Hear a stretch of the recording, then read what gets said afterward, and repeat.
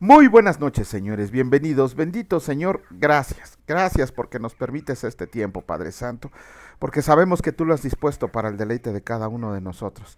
Gracias por tu hermosa palabra que nos hace ver las cosas como son realmente, Señor, que nos ha liberado del pecado y que nos ha hecho aceptos, justificados y redimidos delante de ti para morar en el cielo. Gracias, Señor, por tan grande sacrificio. En el nombre de Cristo Jesús. Amén. Muy buenas noches, señores. Bienvenidos. Pues vamos a comenzar con la lectura. Seguimos con el libro de Números y ahora vamos a iniciar con el capítulo número 33 y el Señor dice así: Jornadas de Israel desde Egipto hasta el Jordán. Estas son las jornadas de los hijos de Israel que salieron de la tierra de Egipto por sus ejércitos, bajo el mando de Moisés y Aarón. Moisés escribió sus salidas conforme a sus jornadas por mandato del Señor. Estas pues son sus jornadas con arreglo a sus salidas. De Ramesés salieron el mes primero, a los 15 días del mes primero. El segundo día de la Pascua salieron los hijos de Israel con mano poderosa, a vista de todos los egipcios, mientras enterraban los egipcios a los que el Señor había herido de muerte de entre ellos. A todo primogénito también había hecho el Señor juicios contra sus dioses. Salieron pues los hijos de Israel de Ramesés y acamparon en Sucot. Salieron de Sucot y acamparon en Etam, que está al confín del desierto. Salieron de Etam y volvieron sobre Pi Hahirot, que está delante de Baal Zephón, y acamparon delante de Migdol. Salieron de Pi Hahirot y pasaron por en medio del mar al desierto, y anduvieron 3 días de camino por el desierto de Etam, y acamparon en Mara. Salieron de Mara y vinieron a Elim, donde había 12 fuentes de aguas y 70 palmeras, y acamparon ahí. Salieron de Elim y acamparon junto al mar Rojo. Salieron del mar Rojo y acamparon en el desierto de Sin. Salieron del desierto de Sin y acamparon en Dofca. Salieron de Dofca y acamparon en Alus. Salieron de Alus y acamparon en Refidim, donde el pueblo no tuvo aguas para beber. Salieron de Refidim y acamparon en el desierto de Sinaí. Salieron del desierto de Sinaí y acamparon en Kibrot Ataba. Salieron de Kibrot Ataba y acamparon en Acerot. Salieron de Acerot y acamparon en Ritma. Salieron de Ritma y acamparon en Rimón Pérez. Salieron de Rimón Pérez y acamparon en Libna. Salieron de Libna y acamparon en Risa. Salieron de Risa y acamparon en Seelata. Salieron de Seelata y acamparon en el monte de Sefer. Salieron del monte de Sefer y acamparon en Arada. Salieron de Arada y acamparon en Macelot. Salieron de Macelot y acamparon en Taat. Salieron de Taat y acamparon en Tara. Salieron de Tara y acamparon en Mitca. Salieron de Mitca y acamparon en Asmona. Salieron de Asmona y acamparon en Moserot. Salieron de Moserot y acamparon en Bene Jaacán. Salieron de Bene Jaacán y acamparon en el monte de Gilgad. Salieron del monte de Gilgad y acamparon en Jotbata. Salieron de Jotbata y acamparon en Abrona. Salieron de Abrona y acamparon en Esión-Geber. Salieron de Esión-Geber y acamparon en el desierto de Sin, que es Cades. Y salieron de Cades y acamparon en el monte de Or, en la extremidad del país de Edom. Y subió el sacerdote Aarón al monte de Or, conforme al dicho del Señor, y ahí murió a los 40 años de la salida de los hijos de Israel de la tierra de Egipto. En el mes quinto, en el primero del mes, era Aarón de edad de 123 años cuando murió en el monte de Or. Y el cananeo rey de Arad, que habitaba en el Negev, en la tierra de Canaán, oyó que habían venido los hijos de Israel, y salieron del monte de Or y acamparon en Salmona, y salieron de Salmona y acamparon en Punón. Salieron de Punón y acamparon en Obot. Salieron de Obot y acamparon en Ijea Barim, en la frontera de Moab. Salieron de Ijea Barim y acamparon en Dibón Gad. Salieron de Dibón Gad y acamparon en Almón Diblataim. Salieron de Almón Diblataim y acamparon en los montes de Abarim, delante de Nebo. Salieron de los montes de Abarim y acamparon en los campos de Moab, junto al Jordán, frente a Jericó. Finalmente acamparon junto al Jordán desde Bet Jesimot hasta Abel Sittim en los campos de Moab. Límites y repartición de Canaán. Habló el Señor a Moisés en los campos de Moab junto al Jordán frente a Jericó, diciendo: Habla a los hijos de Israel y diles: cuando hayan pasado el Jordán entrando en la tierra de Canaán, echarán de delante de ustedes a todos los moradores del país y destruirán todos sus ídolos de piedra y todas sus imágenes de fundición, y destruirán todos sus lugares altos y echarán a los moradores de la tierra y habitarán en ella, porque yo se las he dado para que sea su propiedad. Y heredarán la tierra por sorteo por sus familias, a los muchos darán mucho por herencia, y a los pocos darán menos por herencia, donde le caiga la suerte. Ahí la tendrá cada uno, por las tribus de sus padres heredarán. Y si no echan a los moradores del país de delante de ustedes, sucederá que los dejarán que los dejarán de ellos serán por aguijones en sus ojos y por espinas en sus costados, y los afligirán sobre la tierra en que ustedes habitarán. Además haré a ustedes como yo pensé hacerle a ellos. Capítulo 34 del libro de Números, escrito está. Y el Señor habló a Moisés diciendo, manda a los hijos de Israel y diles, cuando hayan entrado en la tierra de Canaán, esto es la tierra que les ha de caer en herencia, la tierra de Canaán según sus límites, tendrán el lado del sur desde el desierto de Sin hasta la frontera de Edom, y será el límite del sur al extremo del mar Salado hacia el oriente. Este límite les irá rodeando desde el sur hasta la subida de Acrabim, y pasarán hasta Sin, y se extenderá del sur a Cades Barnea, y continuarán hasta Hazar Adar, y pasarán hasta Armor.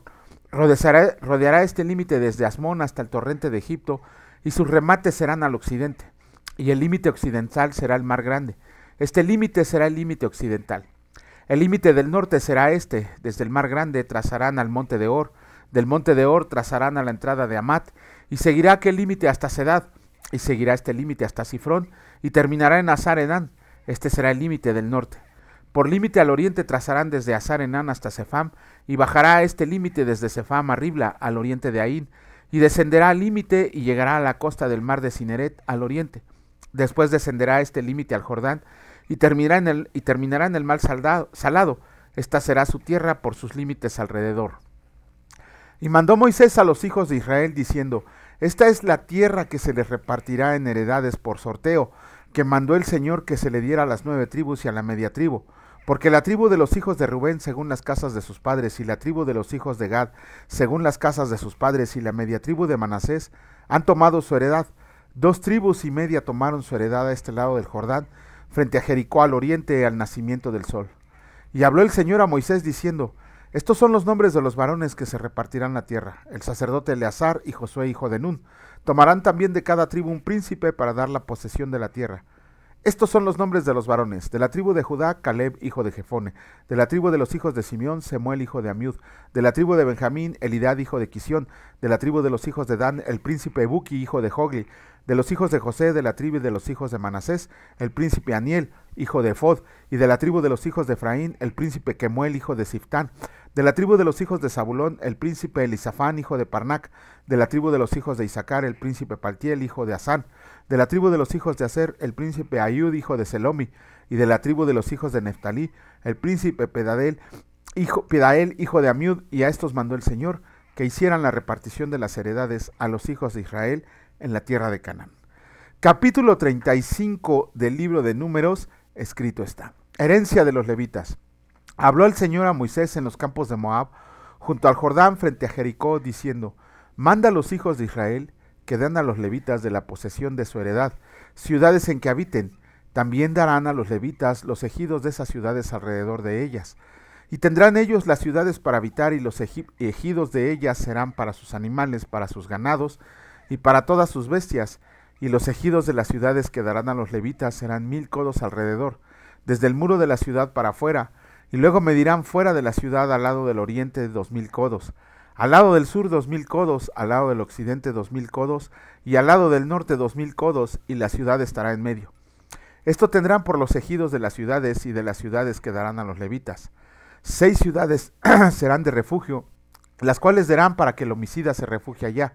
Además de estas darán 42 ciudades. Todas las ciudades que darán a los levitas serán 48 ciudades con sus ejidos. Y en cuanto a las ciudades que dieran de la heredad de los hijos de Israel, del que tiene mucho tomarás mucho, y del que tiene poco tomarás poco. Cada uno dará de sus ciudades a los levitas según la posesión que heredará. Ciudades de refugio. Habló el Señor a Moisés diciendo, habla a los hijos de Israel y diles, cuando hayan pasado al otro lado del Jordán, a la tierra de Canaán, les señalarán ciudades, ciudades de refugio tendrán, donde huya el homicida que hiriera de muerte sin intención, y les serán aquellas ciudades para refugiarse del vengador, y no morirá el homicida hasta que entre en juicio delante de la congregación. De las ciudades pues que darán tendrán 6 ciudades de refugio. 3 ciudades darán a este lado del Jordán, y 3 ciudades darán en la tierra de Canaán, las cuales serán ciudades de refugio. Estas 6 ciudades serán de refugio para los hijos de Israel, y para el extranjero y el que mora entre ellos, para que huya ya cualquiera que hiriera de muerte a otro sin intención. Si con instrumento de hierro lo hiriera y muriere, homicida es, el homicida morirá. Y si con piedra en la mano, que pueda dar muerte, lo hiriera y muriere, Homicida es, y el homicida morirá. Y si con instrumento de palo en la mano que pueda dar muerte lo hiere y muera, homicida es, el homicida morirá. El vengador de la sangre, él dará muerte al homicida, cuando lo encuentre, él lo matará. Y si por odio le empujó o echó sobre él alguna cosa por acechanzas y muere, o por enemistad lo hirió con su mano y murió, el heridor morirá. Es homicida. El vengador de la sangre matará al homicida cuando lo encuentre. Mas si casualmente lo empujó sin enemistades, o echó sobre ellos él cualquier instrumento sin acechanzas, o bien sin verlo hizo caer sobre él alguna piedra que pudo matarlo y muera, y él no era su enemigo ni procuraba su mal, entonces la congregación juzgará entre el que causó la muerte y el vengador de la sangre, conforme a estas leyes, y la congregación librará al homicida de mano del vengador de la sangre. Y la congregación lo hará volver a su ciudad de refugio, en la cual se había refugiado, y morará en ella hasta que muera el sumo sacerdote, el cual fue ungido con el aceite santo. Mas si el homicida sale fuera de los límites de su ciudad de refugio, en la cual se refugió, el vengador de la sangre lo hallará fuera del límite de la ciudad de su refugio, y el vengador de la sangre matará al homicida. No se le culpará por ello, pues en su ciudad de refugio deberá habitar aquel que muera hasta que muera el sumo sacerdote, y después que haya muerto el sumo sacerdote, el homicida volverá a la tierra de su posesión. Ley sobre los testigos y el rescate. Estas cosas le serán por ordenanza de derecho por sus edades en todas sus habitaciones. Cualquiera que diera muerte a alguno por dicho de testigos morirá el homicida. Mas un solo testigo no hará fe contra una persona para que muera, y no tomarán precio por la vida del homicida porque está condenado a muerte. Indefectiblemente morirá, ni tampoco tomarán precio del que huya a su ciudad de refugio, para que vuelva a vivir en su tierra hasta que muera el sumo sacerdote. Y no contaminarán la tierra donde estarán, porque esta sangre amancillará la tierra, y la tierra no será expiada de la sangre que fue derramada de ella, sino por la sangre del que la derramó. No contaminen pues la tierra donde habitan, en medio de la cual yo habito, porque yo el Señor habito en medio de los hijos de Israel. Con eso terminamos la lectura de los capítulos del día de hoy del libro de Números. Ya casi terminamos Números también.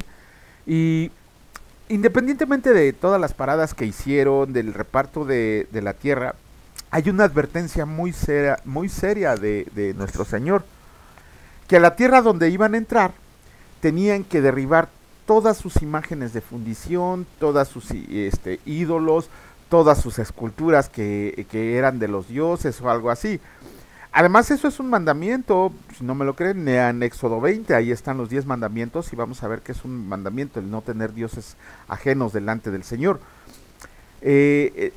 Hay personas que dicen que cuando dice no tendrás dioses ajenos, que se refiere a otros dioses, que no se refiere a los santitos o a las estampitas.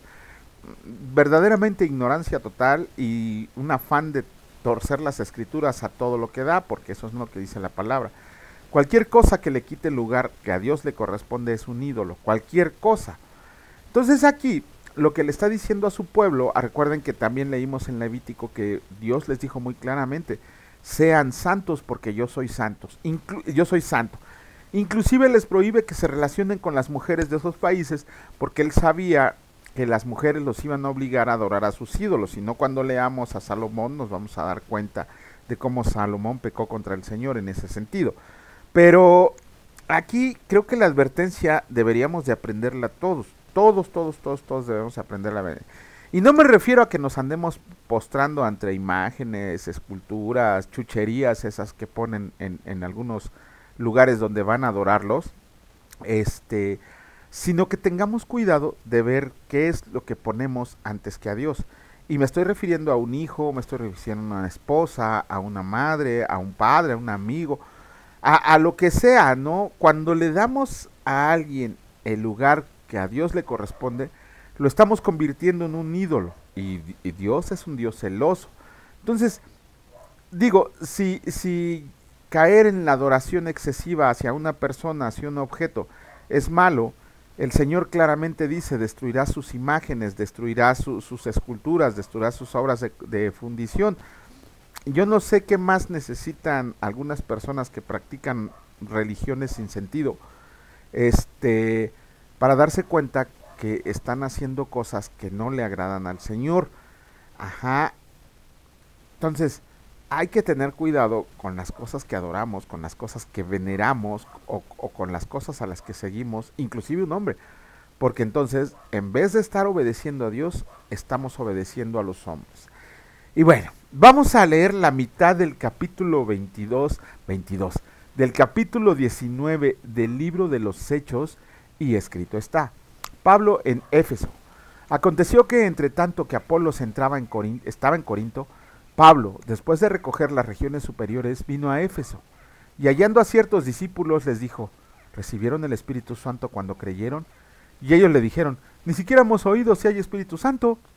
Entonces dijo: ¿en qué, pues, fueron bautizados? Ellos dijeron: en el bautismo de Juan. Dijo Pablo: Juan bautizó con bautismo de arrepentimiento, diciendo al pueblo que creyeran en aquel que vendrá después de él, esto es, en Jesús el Cristo. Cuando oyeron esto, fueron bautizados en el nombre del Señor Jesús, y habiéndoles impuesto Pablo las manos, vino sobre ellos el Espíritu Santo, y hablaban en lenguas y profetizaban. Eran por todos unos 12 hombres.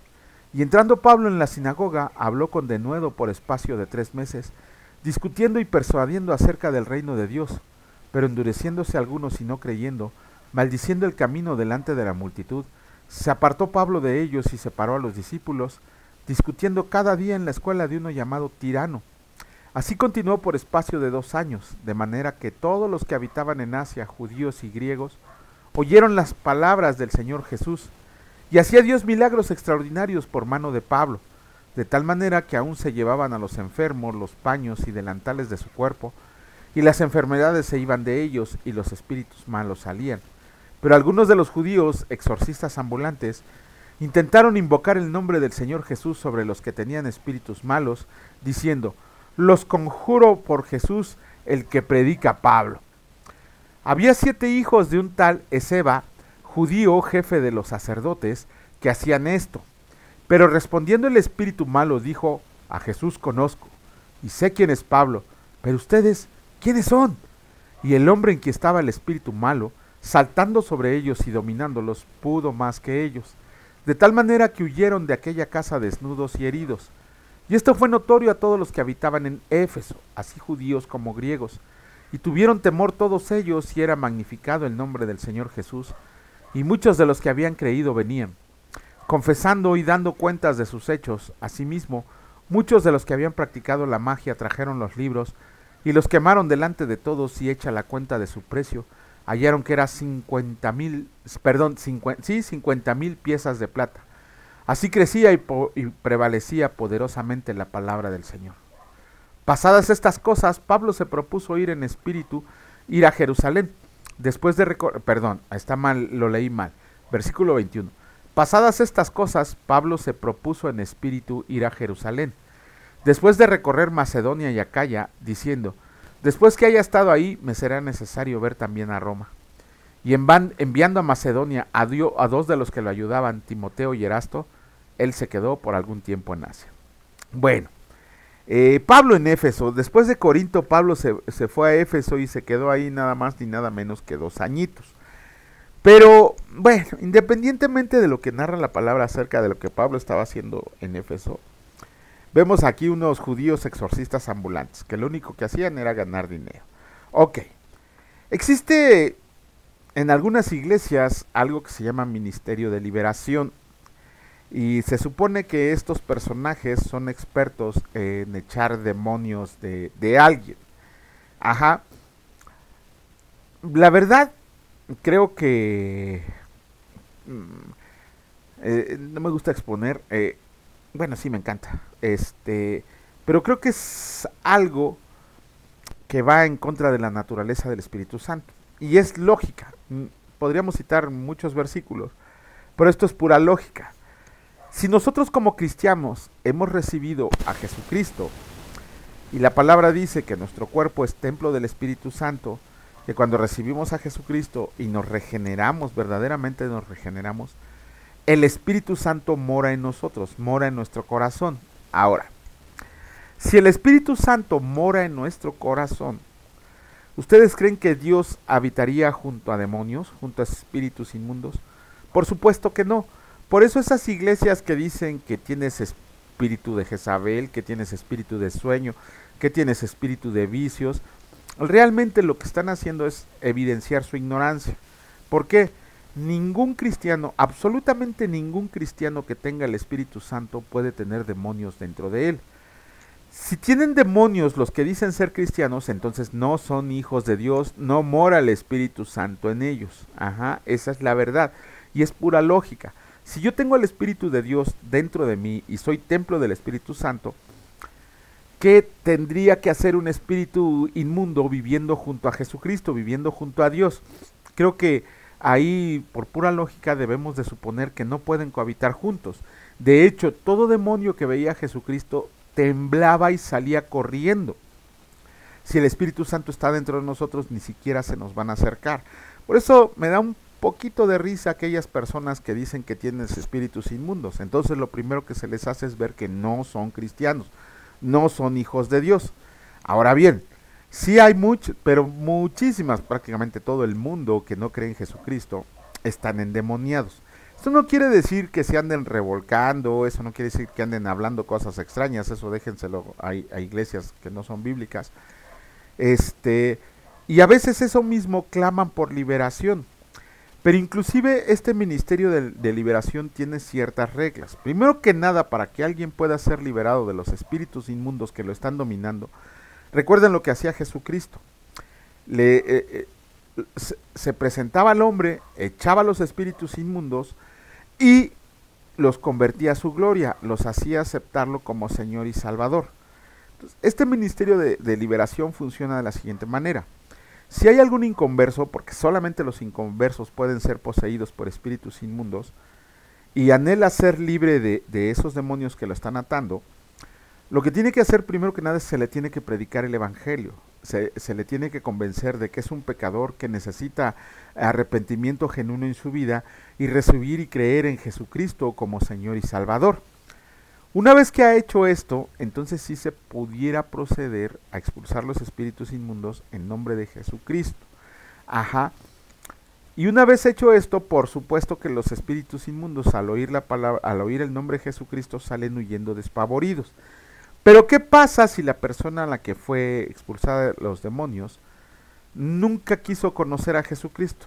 Es muy fácil. Dice la palabra, si tú echas un demonio de fuera del cuerpo de esa persona, cuando tú ya lo limpias, bueno, cuando Jesucristo lo limpió internamente, que ya no tiene nada, cuando regresa el espíritu inmundo de andar vagando y vea que su antigua casa ahora está limpia, barrida, reluciente, ¿qué va a hacer? Va a regresar a ella, pero va a regresar con otros 7 espíritus peores que él. Entonces no tiene caso que andemos haciendo ese teatrito, esas payasadas de liberar a las personas de demonios, cuando ellos no quieren recibir a Jesucristo porque les va a ir mucho peor. Ahora, ningún cristiano, el ministerio de liberación no existe para cristianos. Ningún espíritu inmundo puede morar en algún cristiano, hijo de Dios, discípulo de Cristo, confesando con su boca que Jesús es el Señor y creyendo en su corazón que le levantó de los muertos, por la simple y sencilla razón de que el Espíritu Santo mora en nosotros. Si el Espíritu Santo mora en nosotros, ¿ustedes creen que el Espíritu Santo le va a dar miedo y va a dejar pasar a los espíritus inmundos? ¿O ustedes creen que el Espíritu Santo va a dejar que vengan a habitar alguna parte del cuerpo? Por supuesto que no. Entonces por eso de las liberaciones, eso de los exorcismos en las iglesias, es puro teatro y pura mentira. Tengan cuidado. Pero si no leemos la palabra de Dios, nunca nos vamos a enterar de todo esto. Bendito Señor y Dios Padre Todopoderoso. Gracias Señor porque has hecho en nuestra vida un cambio radical, porque nos hiciste ser templos del Espíritu Santo y el Espíritu Santo mora en nosotros. Por eso caminamos sin miedo, Señor, aun a pesar de las tormentas, de las tribulaciones, de los peligros. Sabemos, Señor, que tú estás con nosotros. Eso nos conforta, eso nos da consuelo, eso nos da fuerza para seguir adelante y poder decirle al mundo que no importa lo que venga, tú estás con nosotros. Perdónanos por nuestras fallas, Señor, nuestra increíble cantidad de fallas que cometemos diariamente. Más bien, Señor, enséñanos a caminar en santidad por medio de la lectura de tu palabra. Guíanos por la senda correcta, Señor. Haz que nosotros podamos elegir el camino angosto, transitarlo, Señor, recorrerlo, sabiendo que cada paso que damos tú vas con nosotros. Señor, queremos estar contigo, queremos saber que te pertenecemos, sabemos que te pertenecemos, Señor. y anhelamos de verdad, anhelamos el día en que tú te sientas orgulloso de cada uno de nosotros. Esa es nuestra meta, Señor, esa es nuestra esperanza, eso es lo que queremos oír de tus labios. Gracias, mi bendito Padre, gracias, mi Señor Jesucristo Salvador, y gracias, Señor Espíritu Santo. Benditos sean siempre y por siempre. Amén. Gloria y paz a ustedes, señores. Si Dios lo permite, nos vemos el día de mañana. Cuídense mucho. Hasta luego.